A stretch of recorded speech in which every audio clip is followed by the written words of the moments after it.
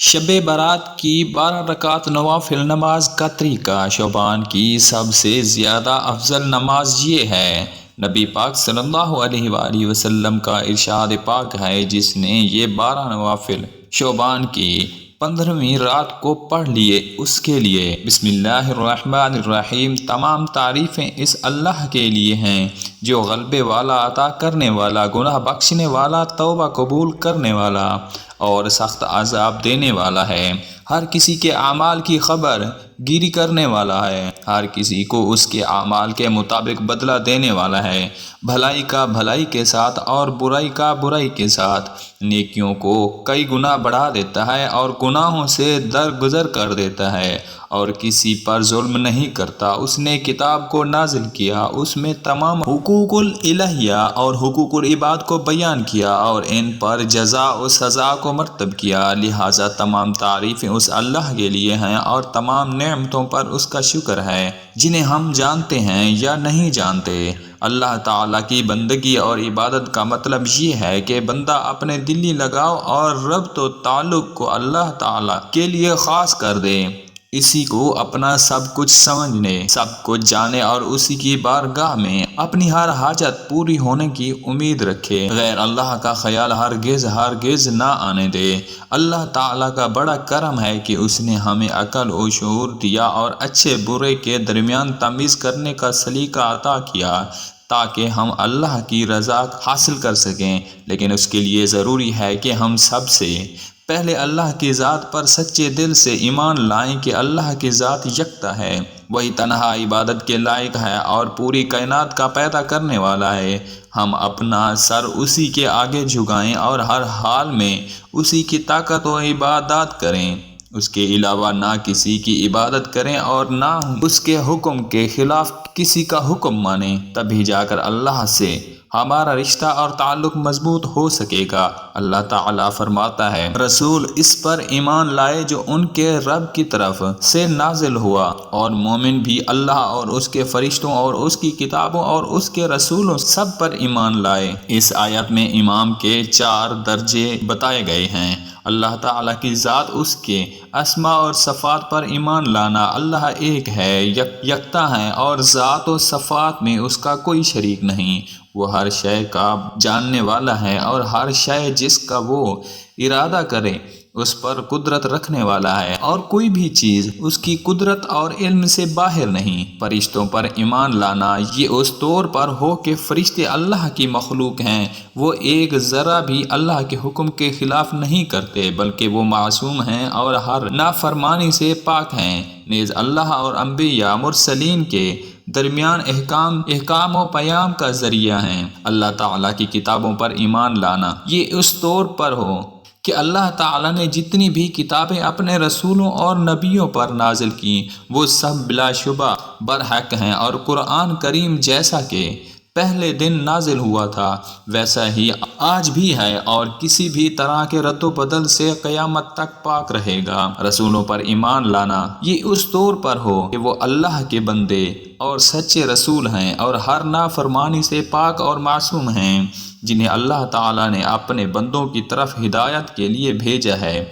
وہ تمام مخلوقات سے افضل ہے، اور ان میں بعض انبیاء اور رسول بھی بعض سے افضل ہیں۔ ہماری ظاہری اور باطنی زندگی میں ان تمام چیزوں پر ایمان لانا اسی قدر ضروری ہے جس قدر زندہ رہنے کے لیے سانس لینا ضروری ہے۔ اس کے ساتھ ہی یہ بات بھی ذہن میں رہے کہ اللہ تعالیٰ کی بندگی ہی زندگی کا اصل مقصد ہے، کیونکہ یہی وہ ذریعہ ہے جس سے ایک بندہ اپنے معبود کی معرفت حاصل کرتا ہے اور دنیا و آخرت فلاح و کامرانی پاتا ہے۔ چنانچہ دنیا میں جتنے بھی انبیاء و مرسلین تشریف لائے، سبوں نے اللہ واحد لا شریک پر ایمان لانے کے ساتھ اسی کی عبادت و بندگی پر ہمیشہ زور دیا۔ اللہ تعالیٰ فرماتا ہے، اور ہم نے آپ سے پہلے کوئی رسول نہیں بھیجا مگر ہم اس کی طرف وہی کرتے رہے کہ میرے سوا کوئی معبود نہیں، بس تم میری ہی عبادت کیا کرو۔ اللہ تعالیٰ کی بندگی اور عبادت کا مطلب یہ ہے کہ بندہ اپنے دلی لگاؤ اور ربط و تعلق کو ایک اللہ کے لیے خاص کر دے، اسی کو اپنا سب کچھ جانے اور اسی کی بارگاہ سے اپنی ہر حاجت پوری ہونے کی امید رکھے اور دل و دماغ میں صرف اسی کی عظمت و بڑائی کا سکہ جمائے رہے، غیر اللہ کا خیال ہرگز نہ آنے دے، زندگی کا کوئی بھی لمحہ اللہ تعالیٰ کی یاد سے غافل نہ رہے۔ یہ کیفیت و حالت ایک مومن کے اندر اسی وقت پیدا ہو سکتی ہے جب اس کے دل و دماغ پر یہ آ جائے کہ حقیقت میں تمام طرح کی عظمت و کبریائی اور حاکمیت صرف اللہ تعالیٰ کے لیے ہے، اس کے سوا کوئی شے توجہ کے قابل نہیں۔ گویا زندگی کے ہر شعبے میں اللہ پیش نظر ہے۔ اب اگر کوئی مسلمان چاہتا ہے کہ اس کا تعلق حقیقت میں اللہ تعالیٰ سے ہمیشہ جڑا رہے، وہ اس صفت سے آراستہ ہو جائے جو ایک مومن کی شان و سچے ایمان کی علامت ہے، تو اسی طرح اللہ پاک ہمیں عبادت اور بخشش کا موقع دیتا ہے، جسے رمضان المبارک، شب معراج، شب برات وغیرہ۔ آج ہم شب برات اور اسی کی عبادت پر بات کریں گے۔ محترم ناظرین، شعبان کی 15ویں شب برات کہلاتی ہے، یعنی وہ رات جس میں مخلوق کو گناہوں سے بری کر دیا جاتا ہے۔ تقریباً 10 صحابہ کرام رضی اللہ تعالیٰ سے اس رات کے متعلق احادیث منقول ہیں۔ حضرت عائشہ رضی اللہ تعالیٰ عنہا فرماتی ہیں کہ شعبان کی 15ویں شب کو میں نے نبی کریم صلی اللہ علیہ وآلہ وسلم کو اپنی آرام گاہ پر موجود نہ پایا، تو تلاش میں نکلی، دیکھا کہ آپ جنت البقیع کے قبرستان میں ہیں۔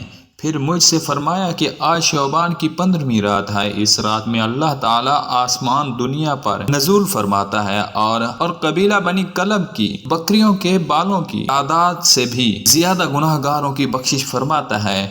دوسری حدیث میں ہے، اس سال پیدا ہونے والے ہر بچے کا نام لکھ دیا جاتا ہے، اس رات میں اس سال مرنے والے ہر آدمی کا نام لکھ دیا جاتا ہے، اس رات میں تمہارے اعمال اٹھائے جاتے ہیں اور تمہارا رزق اتارا جاتا ہے۔ اسی طرح ایک روایت میں ہے کہ اس رات میں تمام مخلوق کی مغفرت کر دی جاتی ہے سوائے 7 لوگوں کے: مشرک، والدین کا نافرمان، پینے رکھنے والا، شرابی، قاتل، شلوار کو ٹخنوں سے نیچے لٹکانے والا اور چغل خور۔ ان 7 افراد کی اس عظیم رات میں بھی مغفرت نہیں ہوتی جب تک کہ یہ اپنے جرائم سے توبہ نہ کر لیں۔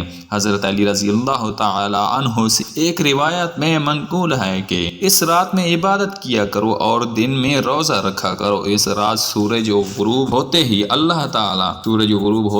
اللہ تعالی اپنے بندوں کی طرف متوجہ ہوتے ہیں اور اعلان ہوتا ہے کون ہے جو گناہوں کی بخشش کروائے، کون ہے جو رزق میں وسعت طلب کرے، کون مصیبت زدہ ہے جو مصیبت سے چھٹکارا حاصل کرنا چاہتا ہے۔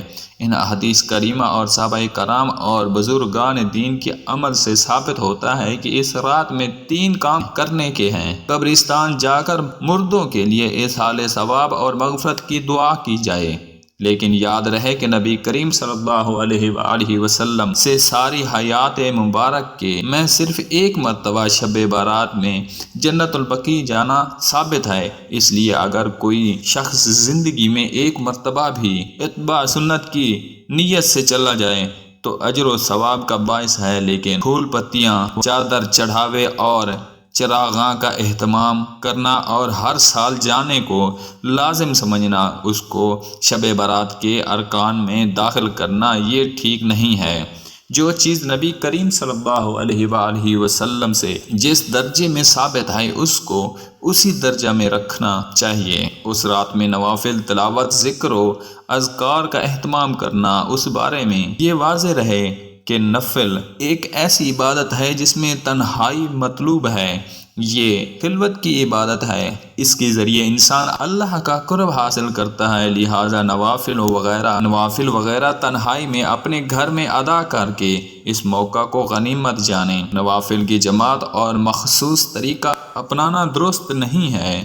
یہ فضیلت والی راتیں شور و شغب اور میلے اجتماع منعقد کرنے کی راتیں نہیں ہیں، بلکہ گوشائے تنہائی میں بیٹھ کر اللہ سے تعلقات استوار کر کے قیمتی لمحات ہیں کو ضائع ہونے سے بچائیں۔ دن میں روزہ رکھنا بھی مستحب ہے۔ ایک تو اس بارے میں حضرت علی رضی اللہ تعالی عنہ کی روایت ہے، اور دوسرا یہ کہ نبی کریم صلی اللہ علیہ وآلہ وسلم ہر ماہ ایام بیض کے روزوں کا اہتمام فرماتے تھے، لہٰذا اس نیت سے روزہ رکھا جائے تو اجر و ثواب ہوگا۔ باقی اس رات میں پٹاخے بجانا، آتش بازی کرنا، حلوے کی رسم کا اہتمام کرنا، یہ سب خرافات اور اسراف میں شامل ہیں۔ شیطان ان فضولیات میں انسان کو مشغول کر کے اللہ کی مغفرت اور عبادت سے محروم کر دینا چاہتا ہے، اور یہی شیطان کا اصل مقصد ہے۔ ناظرین، شب برات جہاں ہم دیگر نوافل کا اہتمام کرتے ہیں، بہت ساری نفل نماز پڑھتے ہیں،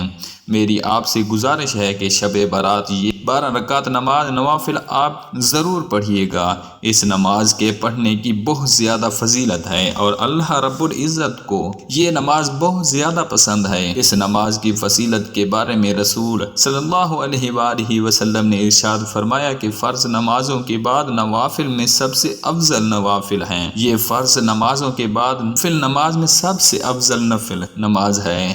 یہ آپ شب برات والی رات آپ ضرور ادا کیجئے گا۔ اس کے پڑھنے کی بہت زیادہ فضیلت ہے۔ اس رات میں نوافل آپ ضرور پڑھیے گا۔ اس نماز کے پڑھنے کا طریقہ کیا ہے؟ نیت کیسے کریں گے؟ اس نماز کا وقت کب شروع ہوتا ہے، کب ختم ہوتا ہے؟ مکمل طریقہ آپ لوگوں کے ساتھ شیئر کرنے جا رہے ہیں۔ اس نماز کا وقت کب شروع ہوتا ہے اور کب ختم ہوتا ہے، تو اس حوالے سے جان لیجئے کہ عشاء کے فرض ادا کرنے کے بعد سے لے کر صبح طلوع فجر ہونے سے پہلے تک، یعنی سحری کا وقت ختم ہونے تک اس نماز کا وقت رہتا ہے۔ اس پوری رات میں آپ کسی بھی وقت یہ نماز ادا کر سکتے ہیں، یعنی عشاء کے نماز ادا کرنے کے بعد جیسے ہی آپ نے فرض پڑھ لیے تو اس کا وقت شروع ہو گیا۔ اب آپ کبھی بھی کسی بھی رات کے حصے میں اس نماز کو پڑھ سکتے ہیں۔ صبح سحری کا وقت ختم ہونے تک اس نماز کا وقت رہتا ہے۔ اس نماز کو ادا کرنے کا جو افضل وقت ہے وہ صبح سحری کا وقت ہے۔ اس وقت میں یہ نوافل ادا کیے جائیں۔ اب رہا یہ مسئلہ کہ اس نماز کے پڑھنے کا طریقہ کیا ہے، کون سی صورتیں پڑھیں گے؟ کوئی خاص صورتیں ہیں؟ ایسا بالکل نہیں۔ ویسے تو اس نماز کو پڑھنے کے بہت سارے طریقے ہیں، لیکن آسان طریقہ آپ کو بتاتے چلیں کہ 2 رکعت کر کے 12 رکعت پڑھیں گے آپ، یعنی 2 رکعت پڑھی پھر سلام پھیرو، یا پھر 2 رکعت پڑھی سلام پھیر دیا، پھر 2 رکعت کی نیت کریں گے، پھر سلام پھیر دیں گے۔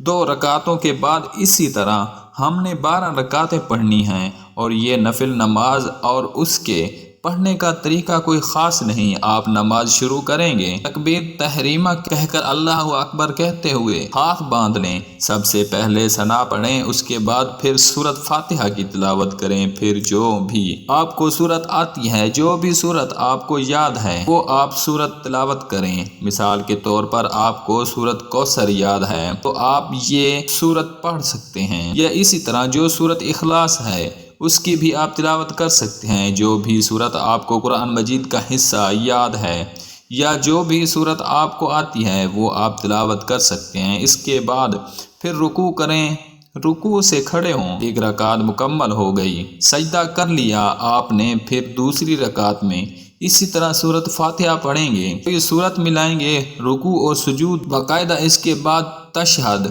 درود اور دعا پڑھ کر دائیں بائیں سلام پھیر دیں گے، یعنی جس طرح باقی نوافل پڑھتے ہیں اسی طرح 2 رکعت نماز نوافل پڑھیں گے، اور 2 رکعت کر کے پڑھیں گے، یعنی 12 رکعتیں 6 سلام کے ساتھ پڑھیں گے۔ اور اس نماز کی نیت کیسے کریں گے؟ نیت دیکھیں، اصل دل کا ارادہ ہے۔ نیت اس طرح کریں گے کہ میں نے نیت کی 2 رکعت نماز نفل تہجد کے واسطے اللہ تبارک و تعالی کے منہ میرا کعبہ شریف کی طرف، یعنی یہ تہجد کے نوافل ہیں تو تہجد کے نوافل کی نیت کریں گے۔